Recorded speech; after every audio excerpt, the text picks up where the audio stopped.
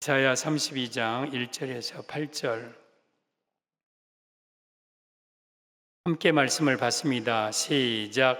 보라, 장차 한 왕이 공의로 통치할 것이요 방백들이 정의로 다스릴 것이며 또 그 사람은 광풍을 피하는 곳, 폭우를 가리는 곳 같을 것이며 마른 땅의 냇물 같을 것이며 곤비한 땅의 큰 바위 그늘 같으리니 보는 자의 눈이 감기지 아니할 것이요 듣는 자가 귀를 기울일 것이며 조급한 자의 마음이 지식을 깨닫고 어눌한 자의 혀가 민첩하여 말을 분명히 할 것이라.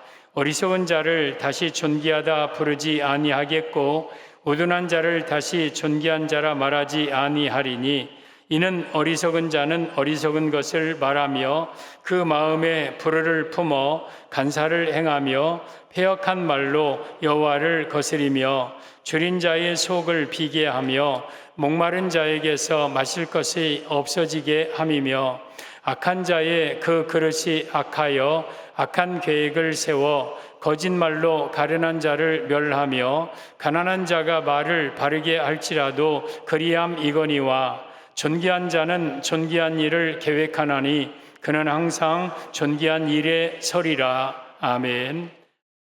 오늘 제목은 한 왕의 통치를 받는 자, 한 왕의 통치를 받는 자라는 제목으로 말씀을 드립니다. 이사야 선지자를 통해서 이스라엘 백성들에게 내려준 말씀인데 김정열 목사를 통해서 성도들에게 내려주는 하나님의 말씀 똑같은 겁니다. 그러면서 1절에 보면 보라, 장차 한 왕이 공의로 통치할 것이라. 여기 한 왕이 나옵니다. 이분이 바로 메시아, 즉 예수님입니다. 이사야는 예수님 탄생하기 700여 년 전에 활동하던 사람이니까 장차 700여 년 후에 한 왕이 이 나라에 나타나서 너희들을 공의로 통치할 것이다. 방백들은 정의로 너희를 다스릴 거다. 그러면 그 한 왕은 바로 예수님입니다. 우리는 이미 예수님이 이 땅에 오셨고 그 예수님의 통치를 받는데 공의와 정의는 뭡니까? 예수님의 말씀, 즉 하나님의 말씀의 통치를 받는 겁니다. 예수님은 영으로 계셔서 눈에 보이지 않지만 지금도 살아있어 역사하는 이 말씀으로 우리를 통치합니다. 그 말씀의 통치를 받는 것이 바로 예수님의 통치를 받는 겁니다. 여기 왕은 한 왕이라고 그랬습니다. 왕은 둘이 있는 게 아닙니다. 저는 오늘 여러분들이 예수님의 통치를 받는 자들이 되어서 오늘 한 왕의 통치를 받는 자들이 어떤 은혜를 하나님은 주시는가를 말씀을 드릴 터인데 이 말씀이, 이 은혜가 여러분에게 임하시기를 예수님의 이름으로 축복합니다. 잘 들으세요. 한 왕의 통치받는 자, 첫째, 광풍을 피하는 곳이 되어주십니다. 2절에 보면 또 그 사람은 광풍을 피하는 곳, 폭우를 가리는 곳 같을 것이며 마른 땅의 냇물 같을 것이며 곤비한 땅의 큰 바위 그늘 같으리니 그 사람이 누구냐면 예수 그리스도, 즉 메시아입니다. 예수님은 우리에게 광풍을 피하는 곳이 될 것이다. 이 말씀의 의미는 한 왕의 통치를 받는 자, 첫째, 모든 환난에서 보호해 주심을 의미합니다. 여러분, 우리 예수님을 왕으로 모시고 예수님의 통치를 받으면 우리 삶 속에 있는 모든 고난과 환난에서 우리를 보호해 주셔요. 다시 2절 보면 그 사람은 그랬어요. 예수님은 하나님이신데 이 땅에 사람으로 오셨어요. 그래서 예수님은 참 사람이면서 참 하나님이셔요. 그리고 이 사람은, 이 예수님의 통치를 받는 사람에게는 예수님은 광풍을 피하는 곳이 되게 하겠다. 폭우를 가리는 곳이 되게 하겠다. 그분은 마른 땅의 냇물 같은 분이다. 그분은 곤비한 땅의 큰 바위그늘 같은 분이다. 광풍, 폭우, 곤비한 땅, 여러분 또한 마른 땅, 이처럼 각종 고난과 재앙 속에서 한 왕의 통치를 받으면 그분은 우리를 그 폭우에서 가려주고 광풍에서 지켜주고 곤비한 땅에 냇물 되어주시고 또한 큰 그러한 바위 그늘 되어주신다. 모든 고난에서 우리를 보호해 주신다. 이것이 한 왕의 통치를 받는 성도들의 모습입니다. 여러분이요, 여러분들이 예수님을 왕으로 모시고 예수님의 말씀의 통치를 받으면요, 광풍, 폭우, 마른 땅, 곤비한 땅, 이런 각종 재난과 환란이 와도 두려워하지 아니할 것은 우리의 왕 되신 예수님이 우리를 모든 재난에서 고난에서 우리를 보호하고 건져주시기 때문입니다. 여러분, 사람의 힘으로 어떻게 폭우를 막아설 수 있고 사람의 능력으로 어떻게 광풍을 이길 수 있습니까? 곤비한 땅, 여러분 이 메마른 땅에서 내가 어떻게 여러분 시원함을 얻습니까? 사람의 힘으로는, 사람의 능력으로는 안 되는 거예요. 안 되는 거예요. 광풍은 그야말로 미친 바람, 막 회오리 바람, 막 엄청난 태풍 속에서 내가 그 앞에서 막아선다고 내가 태풍을 이길 힘이 있습니까? 폭우가 엄청나게 쏟아지는데 내 옆에 사람이 나를 폭우로부터 지켜줄 수 있습니까? 그 누구도 광풍과 폭우와 마른 땅에서 나의 도움이 될 수가 없는 거예요. 그래서 우리는 한 왕 되신 예수님을 왕으로 모시고 살면 그 모든 재난과 환란에서 우리 예수님은 우리를 지켜보고 하시는 거예요. 사람의 모습은 욥기 8장 14절 15절의 말씀처럼 그가 믿는 것이 끊어지고 그가 의지하는 것이 거미줄 같은즉 그 집을 의지할지라도 집이 서지 못하고 굳게 붙잡아 주어도 집이 보존되지 못하리라. 여러분, 사람이 믿는 것들은 다 끊어지고 거미줄 같은 것들이, 거미줄 같은 거. 여러분, 거미줄을 의지하는 어리석은 자는 없어요. 거미줄에게 나의 인생을 맡기는 자는 없어요. 그러면 그 의지에도 바로 서지 못하고 집이 보존되지 못해요. 인생의 모든 것들이 다 그래요. 그것들이 힘이 있는 것 같지만, 나에게 진정한 도움이 될 것 같지만, 정작 폭우를 만날 때, 광풍을 만날 때 그 누구도 우리를 보호해 주지 못합니다. 그런데 우리가 예수님을 왕으로 모시고 살아가는 자는 그 모든 고난에서 우리 예수님 우리를 건져주셔요.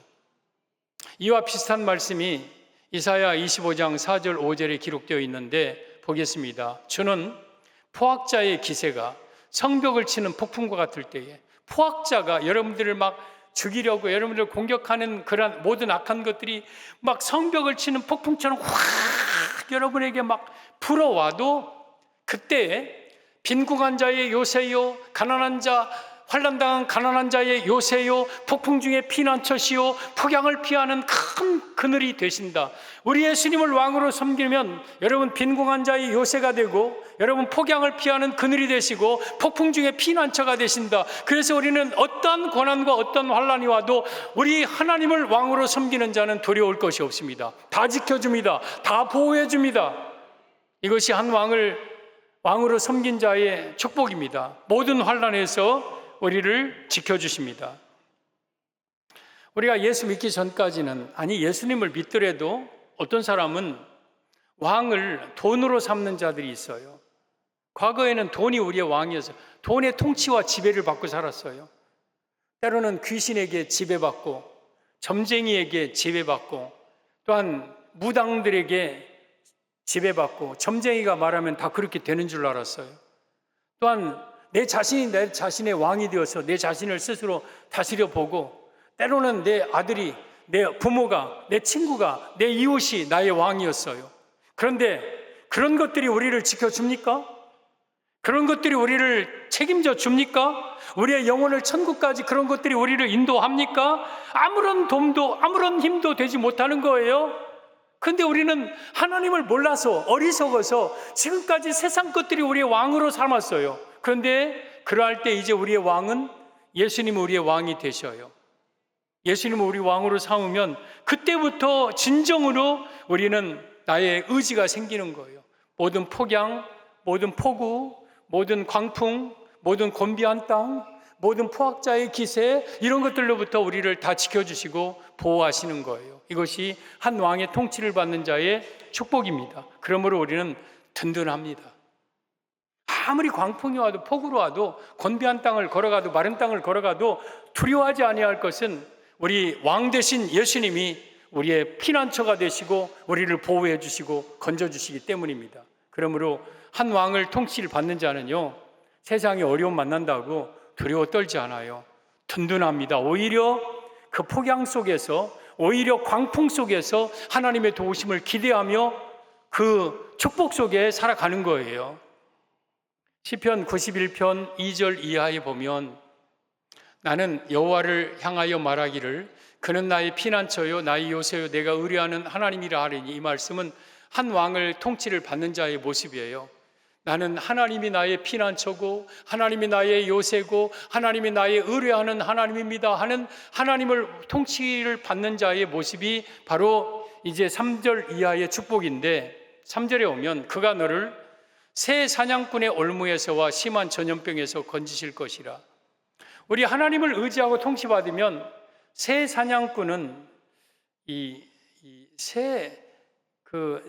새로운 사냥꾼이 아니고 날아다니는 새. 이 사냥꾼의 올무.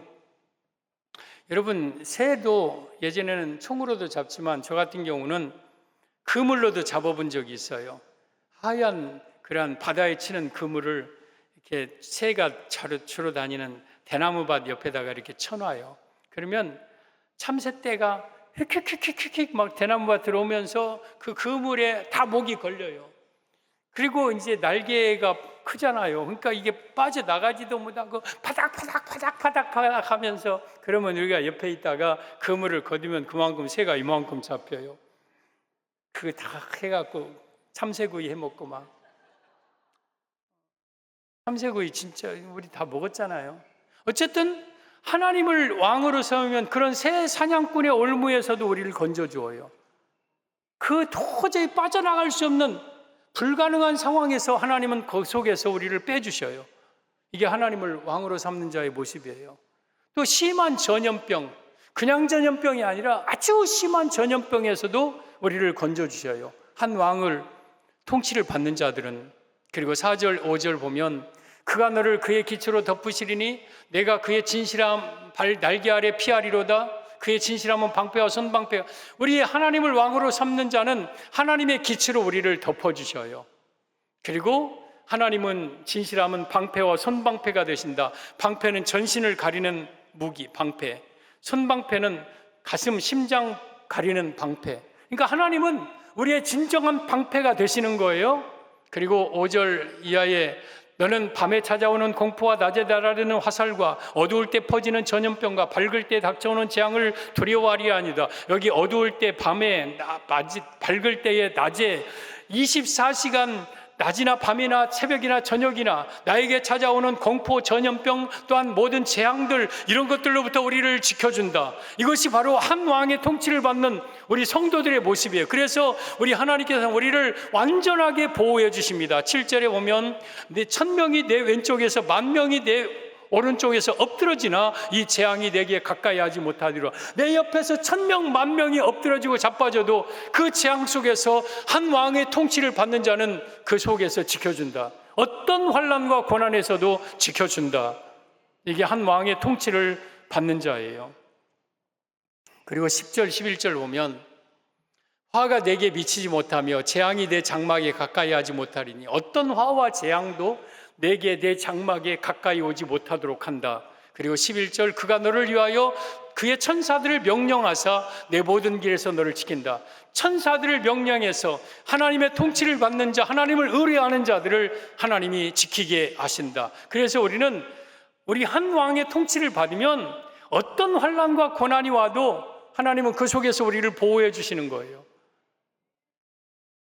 이 찬송을, 이 말씀을 준비하면서 제가 찬양을 속으로 막 해봤어요. 어린아이들, 우리 어른들하고 내가 많이 했던 찬양인데, 바람 불어도 괜찮아요, 바람 불어도 괜찮아요, 괜찮아요, 괜찮아요, 파도 일어도 괜찮아요.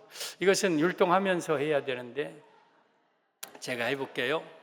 바람 불어도 괜찮아요, 괜찮아요, 괜찮아요, 파도 일어도 괜찮아요, 나는 괜찮아요.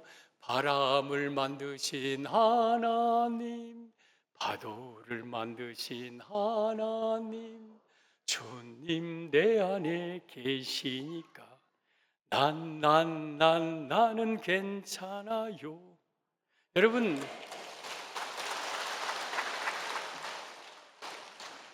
순복음교회 같네. 여러분, 이 바람과 파도를 만나도 우리 한 왕의 통치를 받는 자는 괜찮아요. 왜냐하면 그 바람을 만드신 분이 하나님이에요. 그리고 그 파도를 만드신 분이 하나님이에요. 여러분, 바람과 파도는 폭풍, 폭양, 마른 땅, 곤비한 땅, 즉 내 인생에 찾아오는 모든 고난을 가리키는 걸, 그 속에서도 예수님의 통치를 받는 자는 그 속에서 피난처가 되시고 그늘이 되시고 폭양을 피하는 큰 바위근을 되시는 거예요. 그래서 우리는 예수님의 통치를 받아야 돼요. 그분의 말씀의 통치를 받아야 돼요. 그러면 내 인생의 어떤 고난 속에서도 우리 예수님은 우리를 지켜줍니다. 그분은 그럴 능력이 있는 분입니다. 한 왕의 통치를 받는 자. 둘째, 마음의 지식을 깨닫게 해주십니다. 4절 보면 조급한 자의 마음이 지식을 깨닫고 어눌한 자의 혀가 민첩하여 말을 분명히 할 것이라. 이 말씀은 지식을 깨닫고 분명히 말을 하게 한다. 이 말씀은 한 왕의 통치를 받는 자의 축복. 둘째, 하나님은, 예수님은 우리에게 지혜를 주십니다. 지혜를 주신다. 여러분, 지혜가 얼마나 귀합니까? 지혜가, 잠언 4장에 지혜가 제일이니 지혜를 얻으라. 내가 얻은 모든 것을 가지고도 다 지혜를 얻어라. 지혜를 품어라. 그를 높이라. 그를 너를 존귀하게 하리라. 그가 너를 살리리라. 그를 높이리라. 여러분, 지혜. 물론 이 지혜는요, 삶에 찾아오는 순간순간 처세 대처하는 능력도 있지만, 이 지혜는 말씀이고 이 지혜는 곧 예수님인 거예요. 여러분, 지혜가 가장 중요합니다. 지혜. 근데 이 지혜는요, 생활의 경험에서 오는 것, 아니면 많은 책을 읽을 통해서 오는 지혜가 아니라, 진정한 지혜는 위로부터 임하는 지혜, 위로부터 임하는 지혜. 그 지혜를 한 왕의 통치받는 자에게 주신다는 거예요. 여러분, 지혜는 두 가지 지혜가 있어요. 야고보서 3장 15절 이하에 보면, 이 땅에서 난 지혜는 정욕적이고 마귀적이고 세상적이고 오직 시기와 독한 시기, 다툼과 이런 것만, 요란만 있어요. 이런 지혜 말고 17절에 곧 위로부터 내려오는 지혜가 있어요. 하나님이 주시는 지혜, 곧 첫째, 위로부터 내려오는 지혜는 첫째, 성결하고 양순하며 편벽과 거짓이 없고 긍휼과 선한 열매가 가득하고 화평으로 심어 의의 열매를 거두는 진정한 위로부터 임하시는 지혜를 받아야 돼요. 근데 한 왕의 통치를 받으면 하나님은 우리에게 지혜를 주셔요. 오늘 2절에 보면, 3절에 오면 보는 자의 눈이 감기지 아니할 것이요 듣는 자의 귀를 기울일 것이며, 지혜가 있는 사람은요, 사람들에게 얘기하면 그 사람이 눈 안 감아요. 그리고 사람들이 얘기하면 여러분 귀를 기울여요.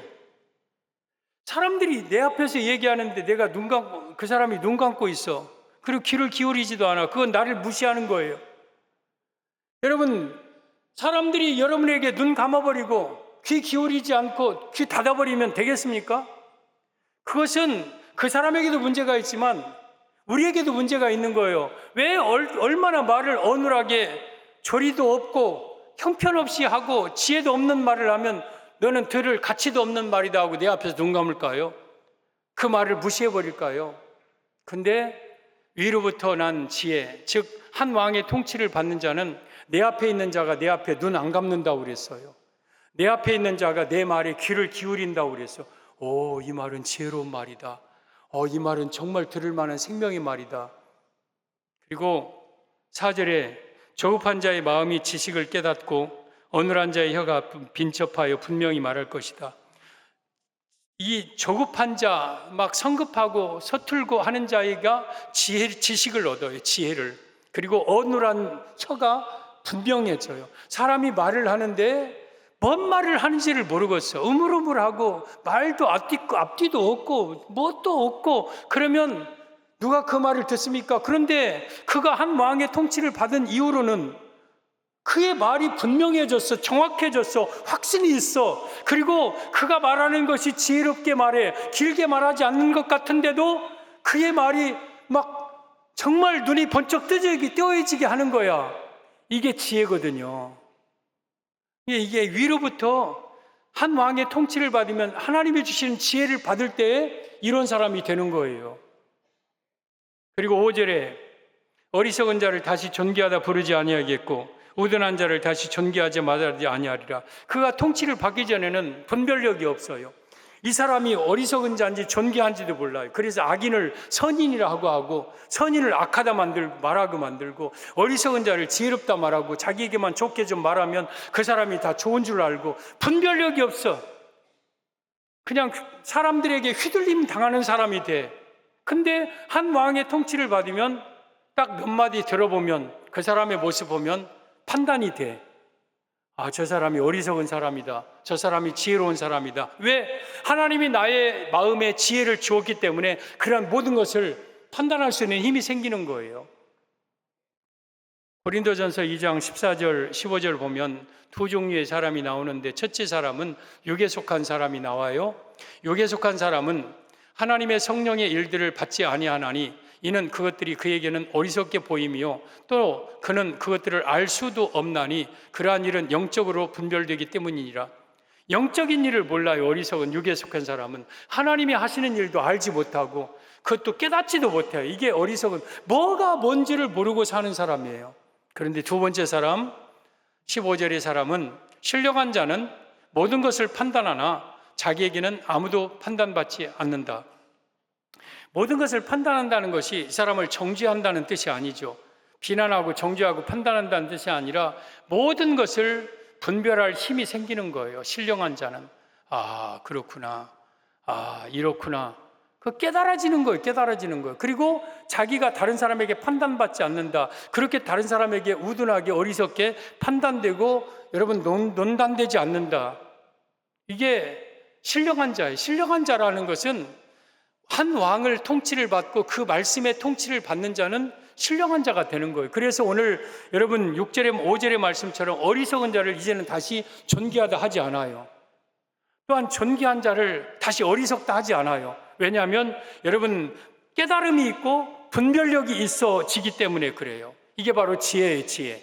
이런 지혜를 한 왕의 통치를 받으면 이런 지혜를 주어요.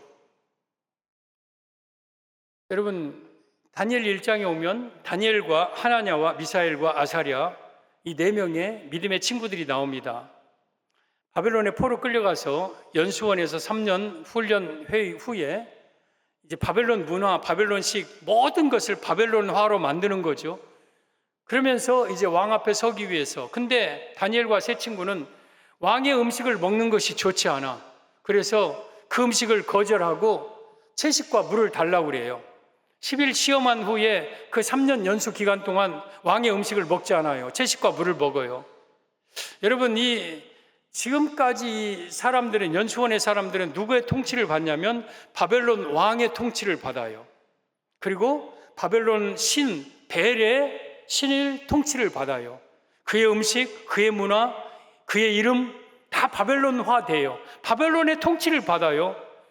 그런데 그 가운데서 바벨론의 통치를 거부하고 우상의 통치를 거부하고 끝까지 하나님의 통치를 받기로 고집한 자들이 있어요. 그게 바로 세 친구예요. 그들은 끝까지 바벨론이 우리의 왕이 아니라 여호와 하나님이 우리 왕임을 인정하고 하나님의 통치를 받아요. 그리고 과연 3년 후에 그들이 어떻게 됩니까? 3년 후에 왕 앞에 세워서 왕이 그들에게 물어보니까 그들에게 학문과 하나님의 다니엘 1장 17절입니다. 하나님이 이대 소년에게 학문과 재주와 지식 모든 서적을 깨닫게 하시고 다니엘에게는 모든 환상과 꿈을 깨달아 알게 하시고 박사들 술객들보다 10배나 더 뛰어나게 하고 그래서 그들이 왕 앞에 서서 존귀한 자가 되게 합니다. 이들이 끝까지 하나님의 통치를 받았기 때문에 하나님은 그들에게 어떤 사람보다 지혜를 주신 거예요. 우리 성도 여러분, 우리는 지혜를 얻어야 돼요. 내가 살아가는 동안 지혜롭게 판단하고 지혜롭게 말하고 지혜롭게 행동하고 지혜롭게 결정하고 지혜 있는 사람이 되어야 돼요. 근데 이것은 책 많이 읽는다고 경험 많다고 지혜를 얻는 게 아니라 위로부터 하나님이 주시는 신령한 지혜를 받아야 되는데 한 왕의 통치를 받는 자는 이처럼 그에게 하나님은 지혜를 주십니다. 여러분 사도행전 4장에 오면 산헤드린 공의원들이 모였어요. 대제사장의 문중이 다 모였어요. 장로들, 백성의 지도자들, 율법사들, 가야바, 안나스 다 모였어요. 그 앞에 서 있는 자들이 누구냐면 베드로와 제자들이에요. 신문 받고 취조받아요. 당신들은 누구 권세로, 어떤 이름으로 과연 이 일을 했느냐 하고 지금 물어보는 거예요. 여러분, 이 일은 사도행전 3장에 나면서부터 안진뱅이를 성전 미문에서 고쳐준 일이에요. 이 일로 인해서 사람들이 다 지금 베드로를 따르니까 산헤드린 공의원들이 그 베드로와 제자들을 지금 불러놓고 취조하는 거예요. 신문하는 거예요. 여러분, 그러자 베드로가 보니까 어마어마한 사람들이 앞에 다 쫙 포진하고 있어요. 근데도 베드로는 기 안 죽었어요. 그 앞에서 당당하게 말하기를, 여러분이요, 당신들이 법 없는 자를 위해서 통해서 십자가에 못 박히신 예수를 하나님이 살리셨느니라. 우리는 이 일의 증인이라. 하나님이 예수 그리스도에게 성령을 기름 부어 주셨다. 그리고 우리 예수 그리스도께서 주신 그 이름으로, 그 권세로, 그 이름으로 우리가 너희가 보고 아는 이 사람을 낫게 했느니라. 왜 우리를 주목하느냐 하면서 그들에게 말을 하는데, 세상에 저렇게 말을 잘해. 꼼짝 못하게 해. 이 사람들이 누구의 율법에 능통한 사람이고 학술에 능통한 사람들 앞에서, 그래서 베드로를 가리켜 뭐라고 합니까? 저 사람 학문 없는 사람이잖아. 율법도 모르는 사람이잖아. 일자무식한 사람이잖아. 근데 어떻게 저렇게 말을 잘해? 어떻게 꼼짝 못하게 만들어? 그러면서 예수로 전하지 못하도록 협박하여서 보냅니다. 지금 베드로가 그 산헤드린 공회원 앞에서 누가 지혜를 주신 거예요? 성령님께서 그 베드로에게 지혜를 주셨어요. 그래서 학문과 재주에 뛰어난 사람들 앞에서 당당하게 복음을 전하게 했어요. 그래서 우리가 한 왕의 통치를 받으면요, 하나님이 우리에게 지혜를 주십니다. 어떤 상황 속에서도 깨달음을 주시고 분별력을 주시고 지혜와 지식을 주십니다. 이 지혜와 지식은 청년들에게만, 어린아이들에게만 필요한 게 아니에요. 죽는 날까지 필요해요. 어쩌면 나이가 먹을수록 더욱더 지혜가 있어야 돼요. 나이가 먹을수록 더욱더 분별력이 있어야 돼요. 그래서 우리는 반드시 지혜를 얻어야 돼요. 근데 그 지혜는 우리 예수님의 통치, 말씀의 통치를 받을 때에 여러분 지혜롭게 하고 민첩하게 만들고 깨달게 하고 분별력 있게 만드는 거예요. 누가복음 12장 11절 12절에 보면, 사람이 너희를 회당이나 위정자나 권세 있는 자 앞에 끌고 가거든 어떻게 무엇으로 대답하며 무엇으로 말할까 염려하지 말라. 우리가 회당, 위정자, 정치인, 법정 이런 대단한 사람들 앞에 끌려갈 때에 뭐라고 말할까? 막 머릿속에 생각하고 메모하고 막 그럴 필요 없다. 그냥 그럴 필요 없이 그냥 가라. 어떻게 말할 거 염려하지 말고 그냥 가라. 그러면서 12절에 마땅히 할 말을 곧 성령이 그때 너희에게 가르치리라. 그 순간 딱 서면 성령님께서 마땅히 할 말, 이 말은 지혜롭고 딱 상황에 맞는 그런 말들을 너희 입속에 넣어줄 것이다. 그러므로 성령, 하나님의 통치를 받는 자는 하나님이 그런 지혜를 주시겠다.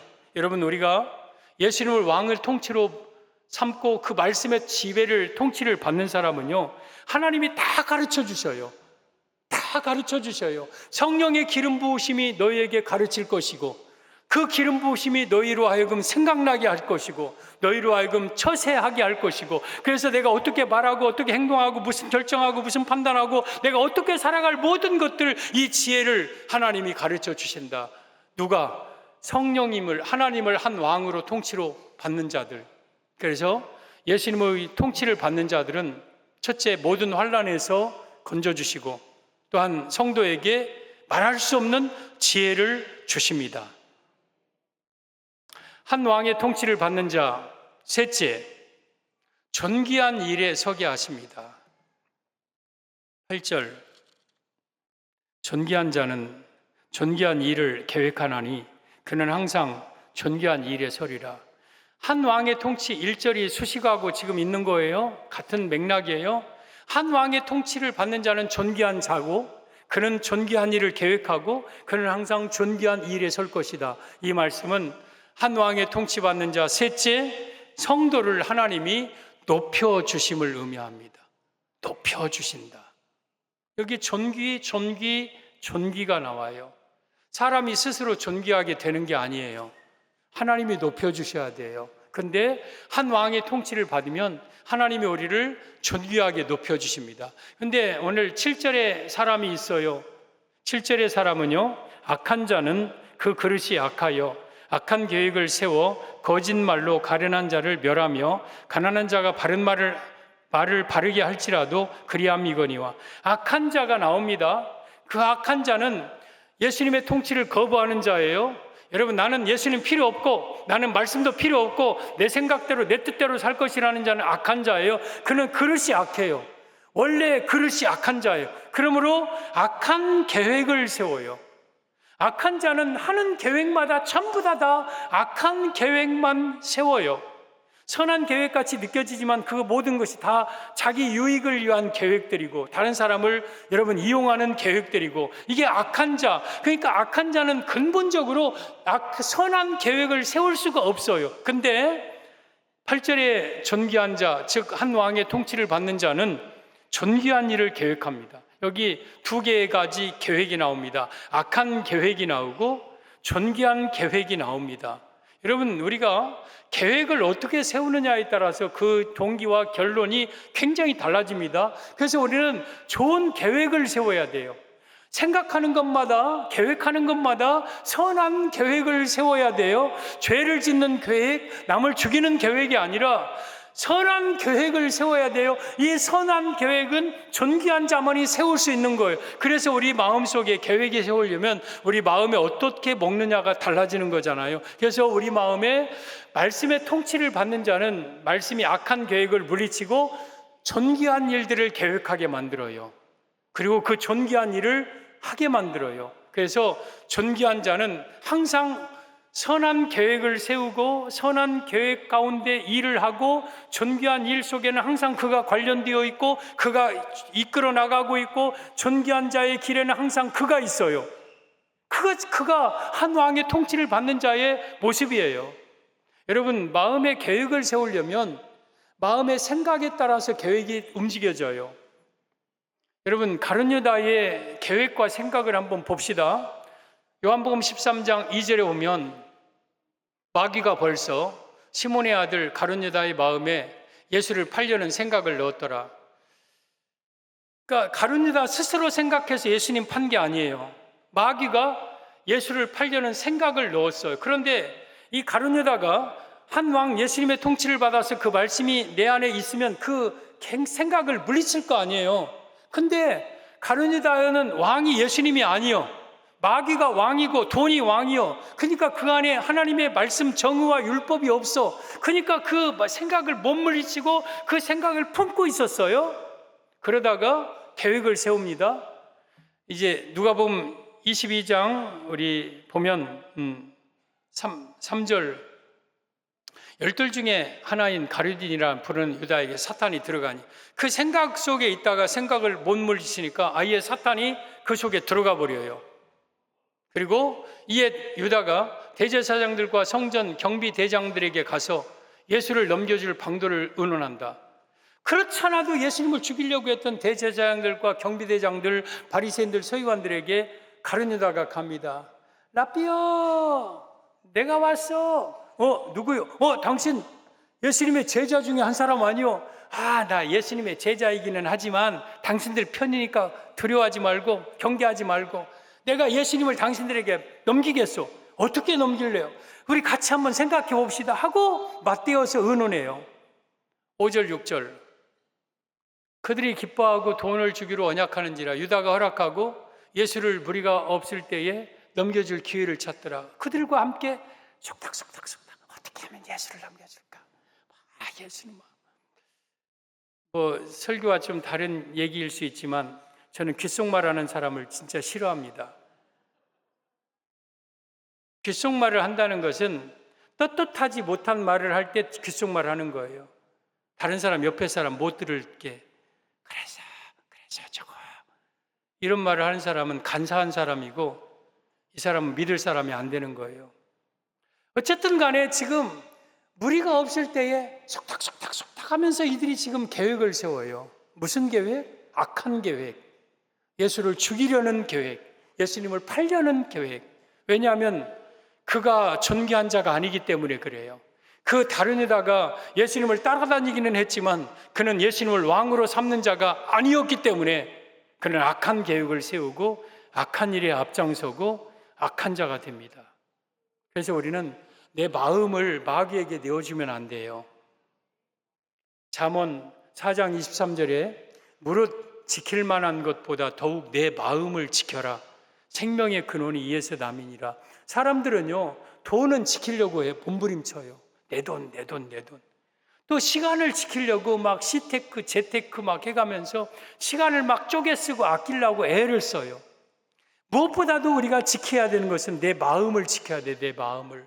악한 것들이 들어오지 못하도록, 악한 생각이, 악한 계획이 내 안에 있지 못하도록, 악한 생각과 악한 계획이 오면 마귀가 나에게 넣어준 계획인 줄 알고 하나님의 말씀으로 물리쳐버려야 돼요. 그래서 우리는 선한 계획, 존귀한 일을 계획하면서 살아가야 돼요. 그러한 자는 존귀한 일에 선다. 존귀한 일에 선다는 것은 그를 우리 하나님이 높여주신다는 뜻입니다. 존귀한 자가 되게 하신다는 뜻입니다. 8절에 우리 성도가 여러분의 모습이 돼야 돼요. 존귀한 자는 존귀한 일을 계획하나니 그는 항상 존귀한 일에 서리라. 우리가 원래부터 존귀한 자가 아니에요. 한 왕의 통치를 받고 정의와 공의로 다스린다는 것은 하나님의 말씀에 다스림을 받으면 우리가 존귀한 자가 돼요. 그리고 우리는 항상 존귀한 일을 계획하게 돼요. 사람을 살리는 일, 남을 덕세우는 일을, 하나님 기뻐하시는 일을 계획하면서 살다 보니까 그 일에 항상 존귀한 자인 여러분이 서 있는 거예요. 이것이 바로 한 왕의 통치를 받는 자, 하나님 우리를 존귀하게 높여주시는 거예요. 그 중에 한 사람을 소개합니다. 에스라라는 사람인데요. 에스라가 이스라엘 사람인데 이 바벨론의 포로 끌려갑니다. 근데 그는 학사 겸 제사장이었어요. 율법이 능통한 자였어요. 그가 아닥사스다 왕, 페르시아의 아닥사스다 왕 제 7년, 그러니까 BC 457년에 아닥사스다 왕이 제2차 포로 귀환령을 내립니다. 너희 유대인들 중에서 다 예루살렘으로 돌아가라 할 때 에스라가 그 중심 인물이 되면서 이제 아와 강가에서 금식하면서 평탄한 길을 구하고 그리고 이제 백성들을 이끌고 예루살렘으로 돌아옵니다. 돌아오면서 에스라가 내가 예루살렘에 가면 뭘 할까? 내가 할 수 있는 일이 뭘까? 하고 계획을 하는데 그가 한 계획이 에스라 7장 10절에 나옵니다. 보면 에스라가 여호와의 율법을 연구하여 준행하며 율례와 규례를 이스라엘에게 가르치기로 결심하였었더라. 내가 예루살렘에 가면 이들이 지금 포로 이제 끌려와서 그 엄청난 피해 막 신앙도 다 떨어지고 그런 때에 이들을 살리는 것은 말씀밖에 없다. 그 당시는 율법이 전부이죠. 율법밖에 없다. 그래서 내가 예루살렘에 가면 이들에게 율법을 가르치고 전하기를 내가 결심해야 되겠다 하고 에스라가 율법을 연구하고 준행하며 가르치기와 또한 가르치기로 결심을 합니다. 그리고 예루살렘에 돌아옵니다. 그리고 느헤미야 8장에 수문 앞에 백성들을 다 모읍니다. 그리고 아침 새벽부터 정오까지 특별히 지은 나무 강단에서 하나님 말씀을 낭독하고 그 말씀을 해석하여 백성들로 깨닫게 합니다. 이게 설교입니다. 설교는 성경을 낭독하는 게 설교가 아니에요. 그 낭독된 말씀을 해석하여서 백성들로 하여금 깨닫게 하자 그들이 다 웁니다. 여러분, 모든 백성들이 어린아이부터 어른까지 울게 하는 게 뭡니까? 하나님 말씀이에요. 말씀이 그들 속에 들어가니까 찔림이 되어서 막 울고 끝나는 게 아니라 자기가 데리고 있었던 모든 이방 여자들, 자기 아내, 자기 며느리들, 이방 여인들을 다 내쫓고 다시 민족을 새롭게 일으키는 민족 부흥의 대주제가 되는 그런 주인공이 되는 사람이 됩니다. 에스라가 그처럼 존귀하게 에스라는 존귀한 일을 계획했어요. 내가 율법을 가르치기로 결심하고 그리고 그대로 시행했더니 하나님이 에스라를 그처럼 존귀한 자로 높여주셨습니다. 우리 성도 여러분, 우리가 예수님을 한 왕이라고 그래서 왕은 둘이 아닌 거예요. 돈과 예수님이 같이 겸해서 왕 될 수 없는 거예요. 내 자신과 예수님이 함께 나의 왕이 될 수 없는 거예요. 한 왕, 즉 나의 왕은 예수님 한 분이고 그분이 우리를 공의와 정의로 통치한다는 것은, 공의와 정의는 하나님 말씀을 가리키는 거예요. 말씀으로 우리를 통치를 받는 자는, 여러분, 하나님이 그를 점점 더 8절의 인생처럼 존귀한 일을 계획하게 만들고 그를 점점 더 존귀하게 만들어 줍니다. 그러므로 여러분들은 존귀한 일을 계획하는 자들이 되어야 돼요. 오늘 우리 성도들은 한 왕의 통치를 받아야, 지금까지 여러분들에게 다른 것이 혹시 왕으로 얼쩡되고 여러분 주변에 있었다면 다 물리치고 예수님 한 분만을 나의 왕으로 삼고 그분의 정의와 통치, 그분의 정의와 공의, 즉 하나님의 말씀의 통치를 받으시면 광풍을 피하는 곳이 되어주실 것이고, 또한 그분은 여러분에게 지혜를 주실 것이고 여러분을 존귀한 자로 세워줄 겁니다. 이 은혜를 우리 모두 다 받기를 예수님의 이름으로 축복합니다.